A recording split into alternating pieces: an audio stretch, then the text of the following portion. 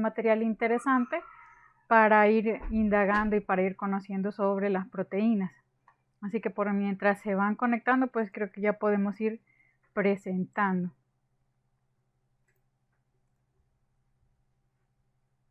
Bueno, acá les tengo la pantalla y acá solamente para presentarles la cosita que les acababa de mandar.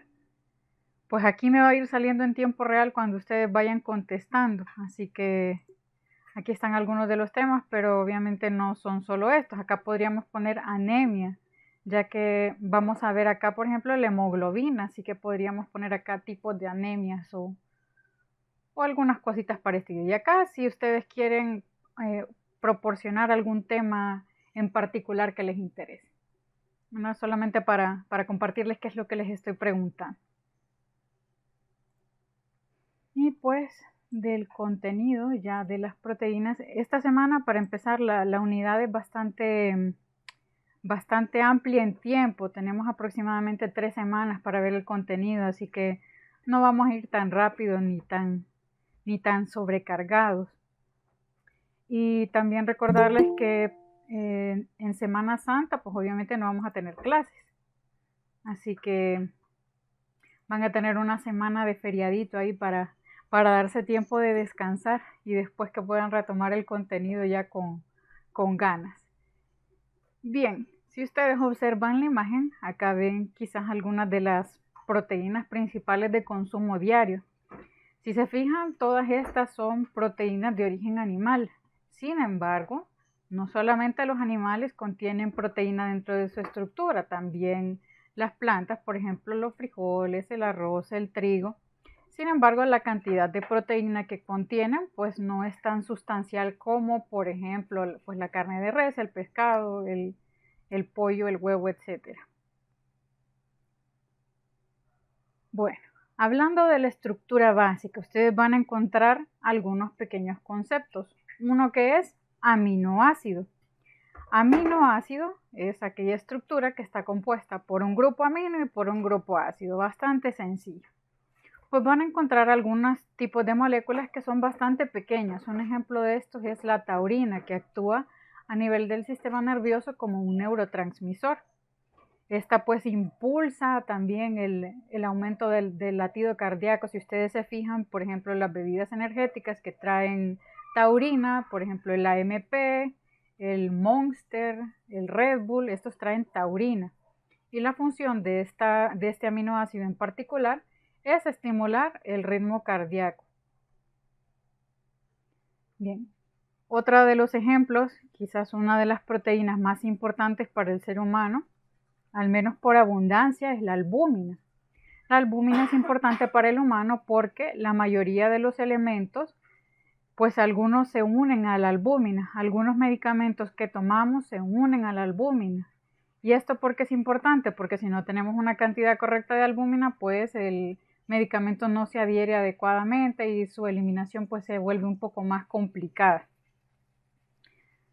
Otro de los aspectos importantes, pues si recordamos en el proceso de los ácidos grasos, la albúmina transportaba los ácidos grasos libres en el plasma, así que los ácidos grasos no andaban solitos, sino que generalmente iban unidos a la albúmina que funcionaba como transportador. Así que la albúmina pues tiene una función de transporte. Ahora, si ustedes comparan una estructura con la otra, ven que la taurina pues es una estructura bastante sencilla.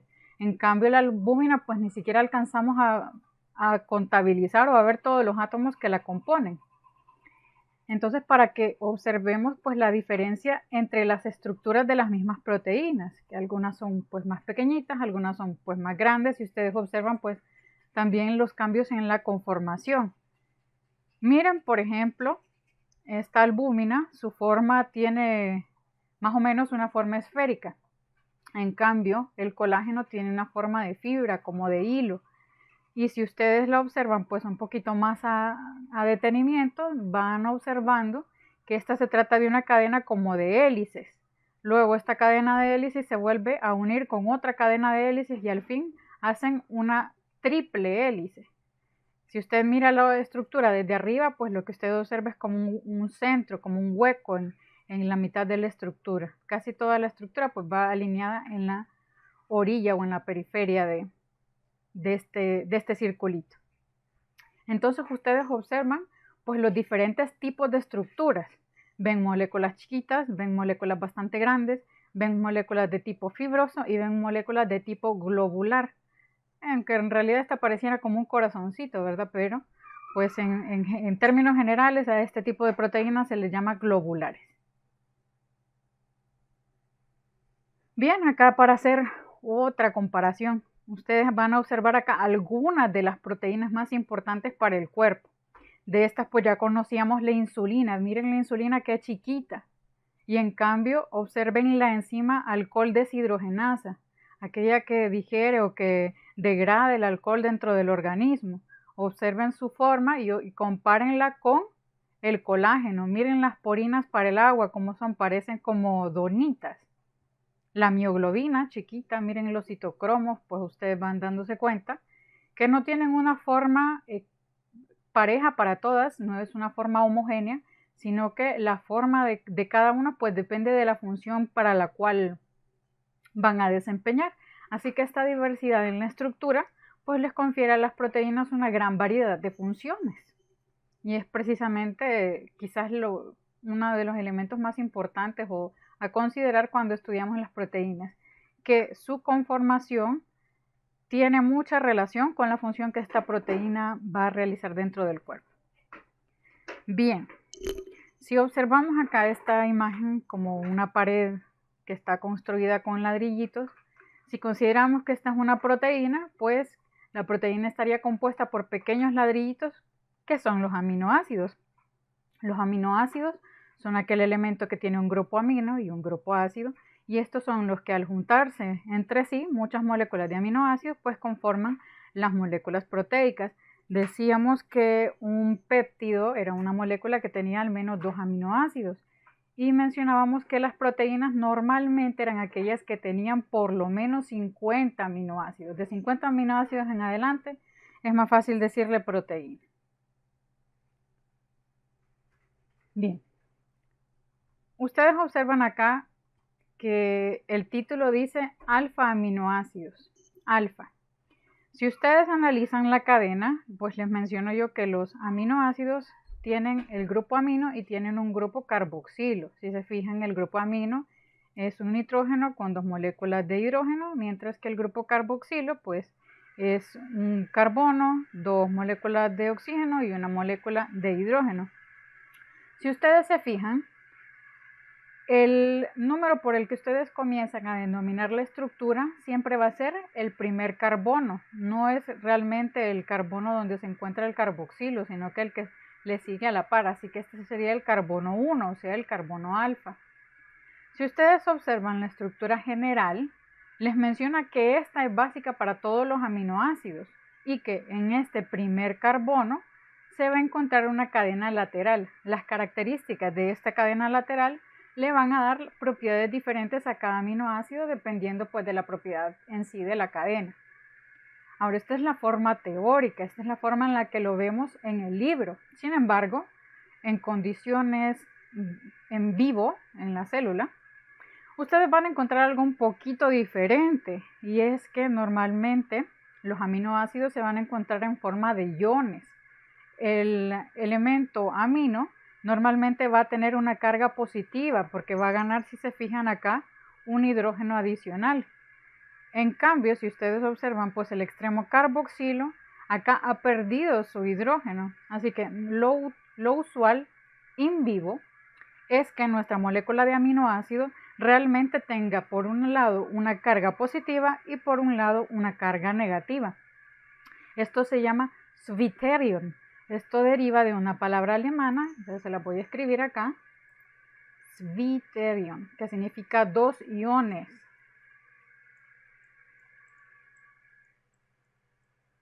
Un poco fea la letra, pero ustedes entienden el concepto. Zwitterion.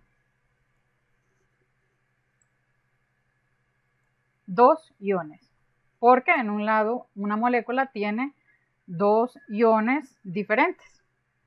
Bien. Otro de los aspectos importantes es que al reconocer que los aminoácidos tienen una estructura básica de un grupo amino y un grupo ácido, pues todos estos elementos tienen enantiómeros. Así que volvemos a encontrarnos con los enantiómeros que vimos al inicio. Todos estos tienen enantiómeros, excepto la glicina. Ya vamos a ver por qué la glicina no tiene enantiómero.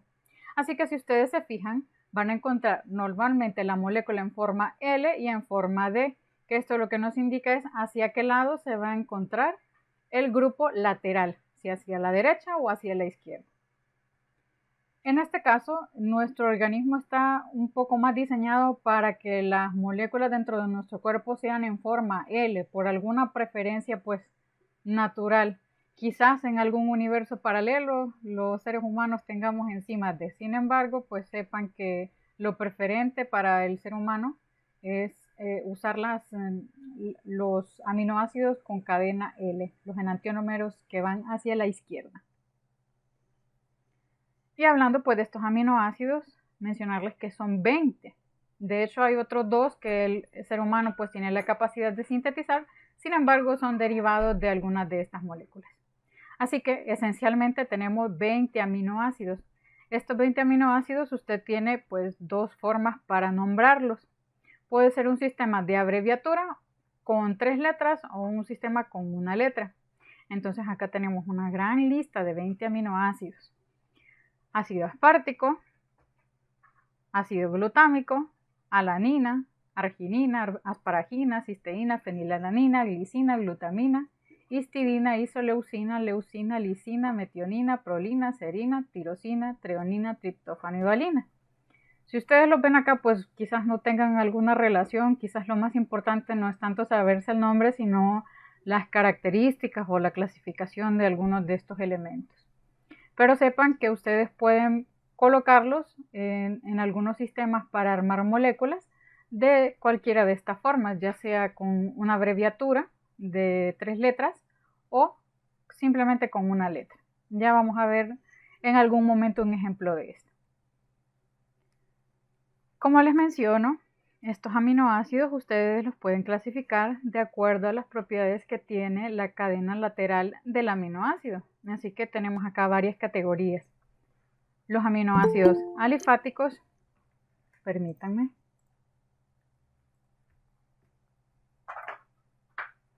Los aminoácidos alifáticos, aquellos que tienen hidroxilo o azufre, 2 tienen azufre y 2 tienen hidroxilo.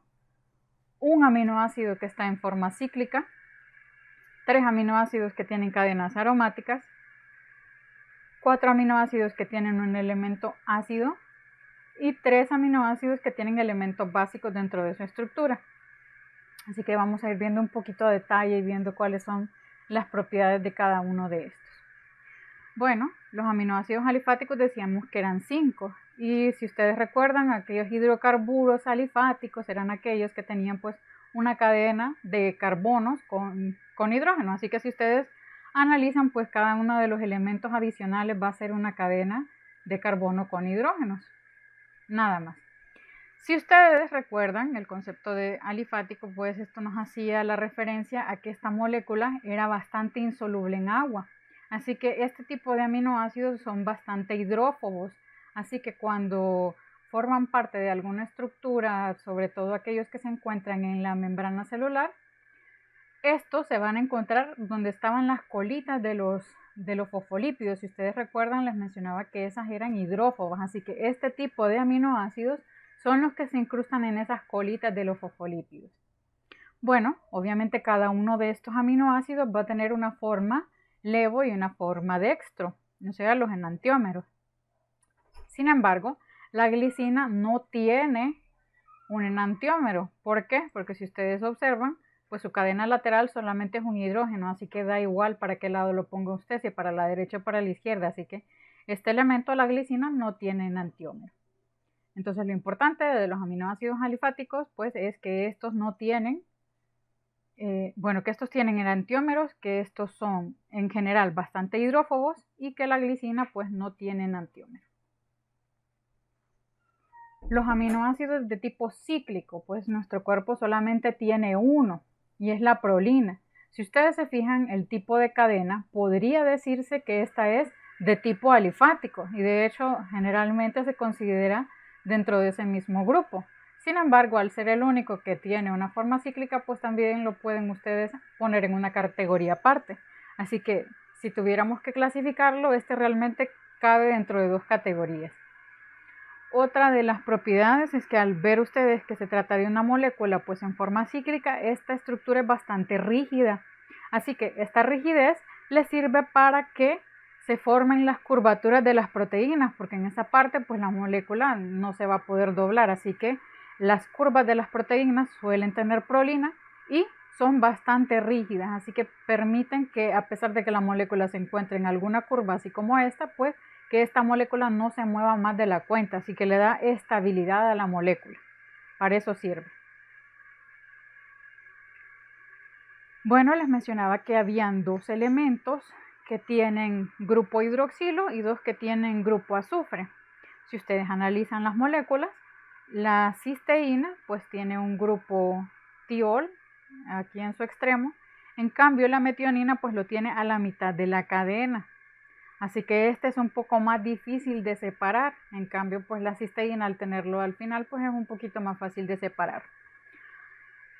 Por el otro lado, aquellos que tienen un hidroxilo, pues acá tenemos la treonina y acá tenemos por el otro lado la serina. Obviamente todos estos tienen enantiómero. El otro aspecto importante es que estos, si ustedes recuerdan, la mayoría de las enzimas utilizaban en algún momento el azufre. Así que este tipo de aminoácidos es bastante frecuente en todas las enzimas de nuestro cuerpo. Así que cuando tenemos una fosfoquinasa, una fructoquinasa, todas esas enzimas, lo usual es que tengan un grupo de azufre dentro de su molécula. Así que esas moléculas son bastante cargadas en cisteína y en metionina. Bien, otro, los aminoácidos aromáticos. Dentro de este grupo encontramos algunos que tienen el famoso anillo de benceno. Si ustedes se fijan, pues se refiere a esta estructura principal. Así que la vamos a encontrar en varios de estos elementos, acá y acá. En este caso, si ustedes se fijan, la estructura es bastante similar de la fenilalanina con la tirosina, así que nuestro cuerpo pues tiene la capacidad de convertir esto en la otra cosa. La diferencia pues es que este tiene un grupo hidroxilo también. El otro aspecto pues es que el triptófano, si ustedes lo observan, a diferencia de esta otra molécula, pues tiene adicionalmente un ciclopentano acá. Un ciclopenteno más bien. Bueno, y de estos el más hidrófobo de todos o el más hidrófobo en general de todos los aminoácidos es la fenilalanina. Los aminoácidos básicos, bueno, si ustedes analizan, normalmente esta cadena donde se encuentra el nitrógeno, son cadenas nitrogenadas si ustedes lo observan, y son cadenas que son bastante polares, son bastante solubles en agua. Los compuestos que tienen mayor cantidad de nitrógeno pues tienden a ser un poco más básicos. En cambio, si ustedes analizan, pues los elementos ácidos confieren al grupo carboxilo. Así que este tipo de aminoácidos, histidina, lisina y arginina, pues son en general bastante básicos y por lo tanto bastante solubles. Bien, los aminoácidos ácidos, bueno, ya pueden ustedes inferirlo un poco por el nombre, van a tener un grupo carboxilo dentro de la cadena lateral. Así que si ustedes analizan, pues estos dos tienen una cadena de carboxilo no solo como componente general de la estructura básica de los aminoácidos, que es la que ustedes están observando acá en azul. Lo que ustedes ven en amarillo, pues es la cadena lateral de cada uno de los aminoácidos. Así que si ustedes observan la cadena lateral, van a encontrar en estos dos elementos pues un grupo carboxilo. Como siempre, recuerden que en condiciones in vivo, el organismo tiende a quitarle un hidrógeno a este carboxilo, así que esto es lo típico dentro del organismo. Si ustedes sacan la molécula, pues en condiciones laboratoriales ustedes sí la van a tener completa tal y como se dibujan en los textos. Sin embargo, pues sepan que dentro de su organismo funciona en forma de iones. Pues bien, existen dos elementos que tienen un elemento carboxilo y son el ácido aspartico y el ácido glutámico, bastante entendibles por el nombre. Estos también pueden denominarlo como aspartato o glutamato. Y pues obviamente al tener estos un grupo carboxilo que acaba de perder su hidrógeno en su cadena lateral, pues estos aminoácidos tienen en general una carga negativa. Por el otro lado, este mismo tipo de aminoácidos acá pueden observar ustedes de tipo amida. Y las amidas, si ustedes la recuerdan, era este elemento, un carbono con un doble enlaceación oxígeno y un grupo de nitrógeno con 2 hidrógenos. Y si ustedes lo observan, pues acá se encuentra la cadena en ambos de los aminoácidos. Y en este caso, pues acá tienen ustedes la asparagina y la glutamina. Así que si se fijan, es el mismo aminoácido, simplemente que este se convirtió en una amida. El ácido aspartico, asparagina, y el ácido glutámico, aglutamina, que no es lo mismo que glutamato. Noten eso, los ácidos van a terminar en ato, mientras que las amidas van a terminar en ina. Por eso es que normalmente a esto, para no confundir, se les agrega la palabra ácido. Bien, acabábamos de mencionar únicamente aquellos alfa aminoácidos, aquellos que tenían una cadena lateral. Sin embargo, dentro del organismo pues existen algún otro tipo de aminoácidos que son beta aminoácidos. ¿Por qué? Porque tienen la estructura adicional en otro carbono. En este caso, pues hasta acá ustedes pueden observar algunos de los más importantes para el ser humano. Lo importante es que nuestro organismo no crea péptidos a partir de estos, así que nuestro organismo no va a fabricar proteínas con estos. Estos sirven por sí solitos, no necesitan ensamblarse unos con otros. Y un ejemplo, pues, acá ustedes pueden observar el ácido gamma aminobutírico, que funciona como neurotransmisor de tipo inhibidor dentro del sistema nervioso central. Y bueno, pues el otro tipo de aminoácidos que ustedes pueden observar acá son generalmente precursores para otro tipo de elementos. Lo importante es que aquellos de tipo beta o otros tipos de aminoácidos que no sean alfa aminoácidos no son utilizados para la síntesis proteica. Miren, no se encuentran en las proteínas. Bueno, y acá simplemente para seguir un poco con ese cuadrito que era bastante grande, y acá mencionar un elemento péptido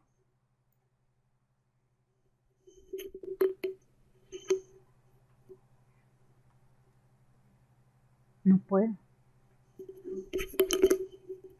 Pues otro de los elementos, si ustedes se observan acá, la L-tirosina o levotirosina, que esta es el elemento que nuestro organismo utiliza como mediador para las reacciones tiroideas. Si ustedes recuerdan, pues esta es la hormona tiroidea, la levotirosina.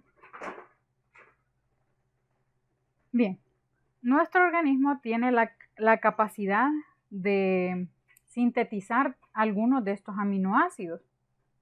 Y si ustedes observan, pues algunos de estos son bastante extraños y no se encuentran descritos ahí dentro de los 20 aminoácidos esenciales que estábamos mencionando, aquellos aminoácidos, esos 20 aminoácidos típicos. Y estos, los que están codificados dentro de nuestro ADN, pues la selenocisteína y la pirrolicina.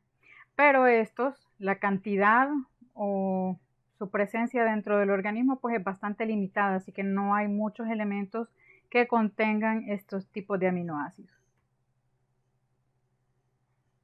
Y ahora volviendo al término, aminoácidos esenciales. Si ustedes recuerdan, decíamos que aquellos ácidos grasos esenciales eran aquellos que nuestro organismo no tenía la capacidad de sintetizar con las enzimas o con la maquinaria enzimática del cuerpo. Así que nuestro organismo no tiene la capacidad para sintetizar este tipo de aminoácidos. Todos estos que ustedes observan no tiene forma nuestro organismo de sintetizarlos, así que tienen que obtenerlos esencialmente de la alimentación. Así que si se fijan son bastantitos, son 9 aminoácidos de tipo esencial: triptófano, treonina, valina, lisina, leucina, metionina, histidina, fenilalanina e isoleucina. Así que todos estos, el resto, los 11 que faltan, pues su cuerpo, a pesar de que ustedes no consuman alguna proteína en particular, su cuerpo tiene la capacidad pues de sintetizarlos. En cambio, todos estos, les recuerdo, la palabra esencial se refiere a que ustedes tienen que obtenerlo esencialmente de la dieta, así que Nuestro cuerpo no puede sintetizar estos aminoácidos, por lo tanto, deben adquirirlos de su alimentación. Mencionábamos entonces que los aminoácidos eran la estructura básica de las proteínas. Permítanme. Bien. Decíamos que los aminoácidos eran la estructura básica de las proteínas. Y cuando estamos analizando la estructura proteica, ustedes observan la unión de varios aminoácidos. Acá, por ejemplo, tenemos la glicina y la alanina. Así que lo que ocurre es que se van a unir a partir uno de su extremo carboxílico y otro a partir de su extremo amino. Siempre se van a unir así. Nunca se va a unir carboxilo con carboxilo, sino que siempre va a ser carboxilo por un lado y amino por el otro. Si ustedes analizan, pues dentro del proceso de unión del enlace va a haber una salida de una molécula de agua. Así que uno podría imaginarse que el proceso para la lisis de estos péptidos podría ser agregándole agua a la proteína. Sin embargo, pues en condiciones in vivo esto no ocurre. ¿Por qué? Porque dentro de nuestro cuerpo pues hay otro montón de factores que favorecen a que la proteína pues no se rompa. Uno de esos son, por ejemplo, el pH de nuestro cuerpo, otro la carga de todos los demás iones y normalmente pues a pesar de que durante el proceso se libere agua, este tipo de moléculas, si nos han llegado a su punto isoeléctrico, pues son totalmente insolubles. Bien, si ustedes observan, cuando combinamos estos dos elementos, glicina y alanina, obtenemos un elemento que se llama glicilalanina, que sería pues la combinación de ambos nombres, glicina más alanina. Sin embargo, si le fuéramos agregando, por ejemplo, acá más otra glicina, más otra alanina, más otra glicina, más otra alanina y hacer una cadena así larguísima, pues no podríamos terminar de darle el nombre. Así que, pues para simplificarnos un poco las cositas, se decidió como consenso que a la hora de nombrar una cadena de aminoácidos, se designaran a partir de las abreviaturas con 3 letras que se utilizaban. Así que este compuesto, pues en lugar de ser glicilalanina, pues pasaba a llamarse glial. Es decir, que ustedes al ver la combinación de estos dos aminoácidos, pues ya saben que se trata de una combinación de glicina con alanina. Obviamente esto requeriría que usted supiera cuál es la abreviatura para cada tipo de aminoácido, pero eso es lo que significa. Bueno, y acá para recordarles en qué sitio es que va ocurriendo la unión. Siempre, bueno, pues uno de los extremos se llama N-terminal, que es donde tiene el nitrógeno, mientras que el otro, donde está el carbono, pues se llama C-terminal. Así que cuando ustedes terminan de conformar su cadena de aminoácidos, siempre va a tener un grupo amino terminal y un grupo carboxilo terminal. Bien, y acá pues como para darles un ejemplo, ¿verdad? ¿Cómo pueden ustedes ir haciendo las abreviaturas de otros tipos de aminoácidos pues un poquito más grandes?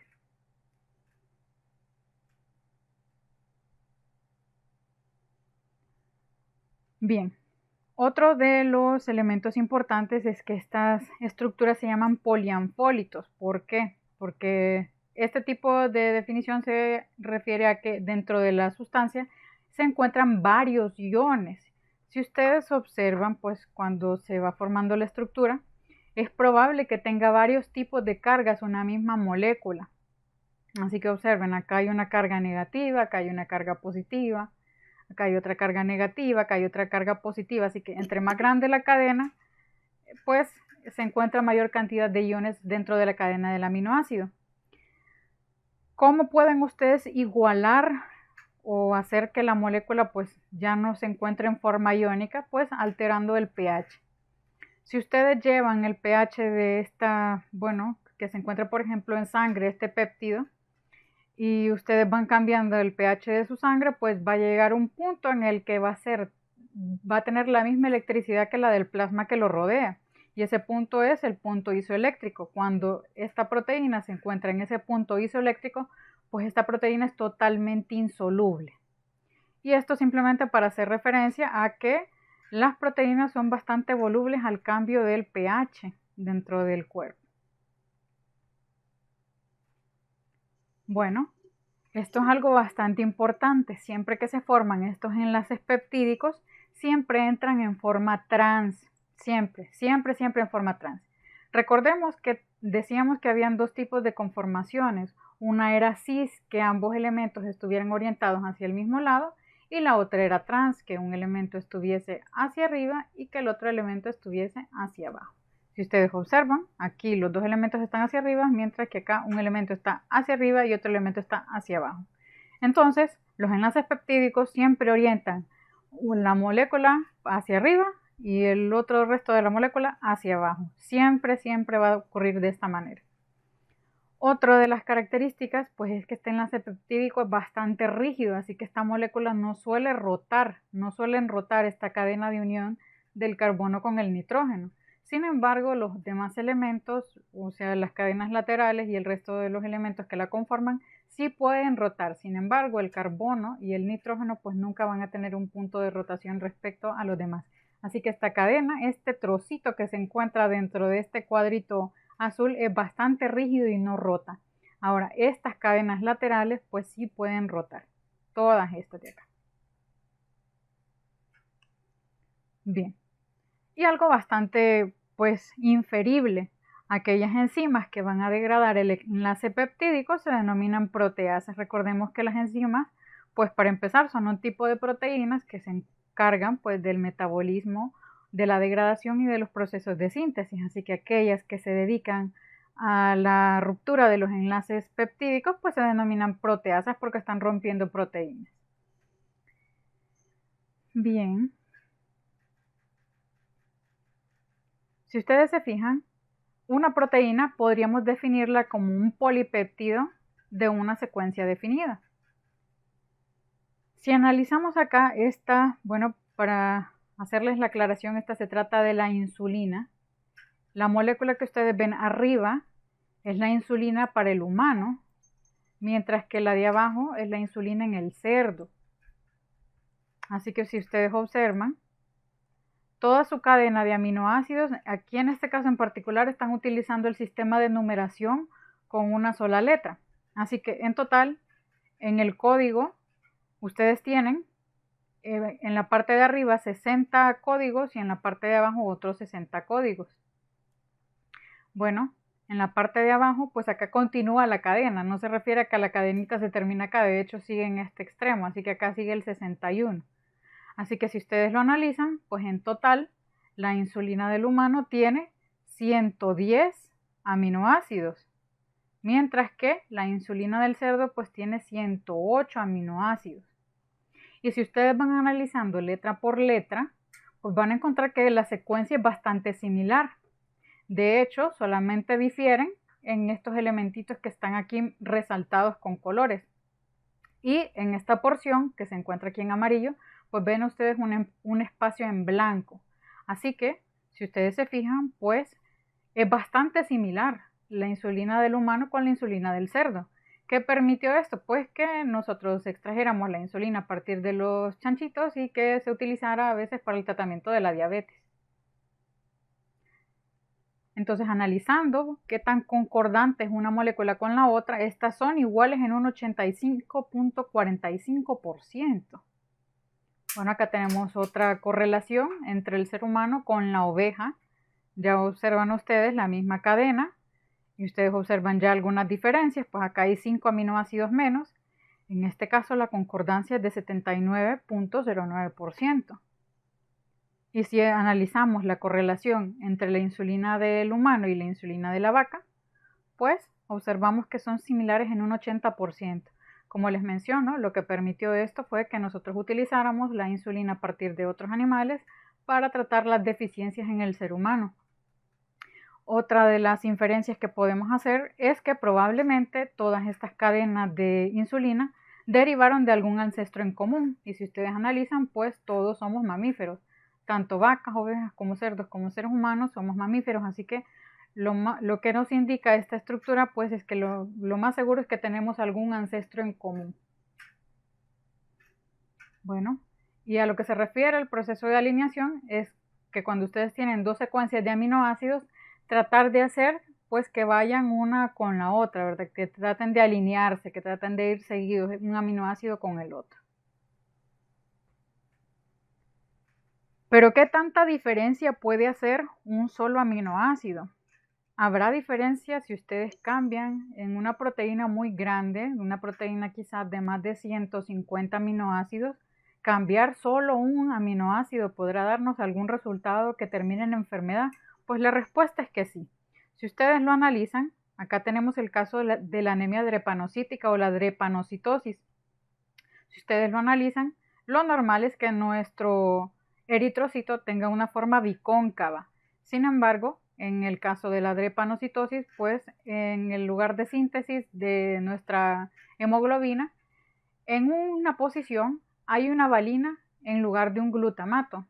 Y esto hace que la molécula de hemoglobina sea bastante rígida, que tenga esta forma, pues dicen de hoz, aunque realmente si ustedes ven la forma parece más bien un camaroncito.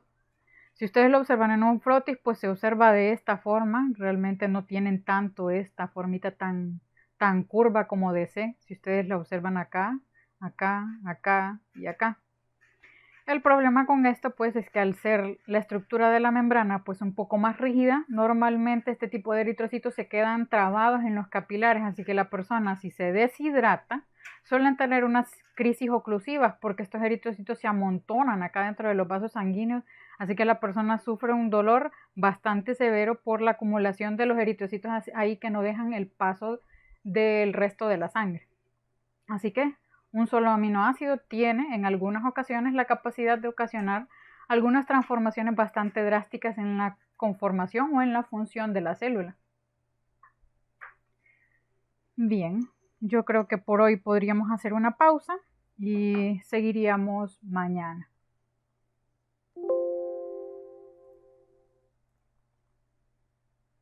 Para no llevarlos tan a la carrera. No sé si tienen alguna, gracias, doctor. No sé si tienen alguna duda, alguna pregunta.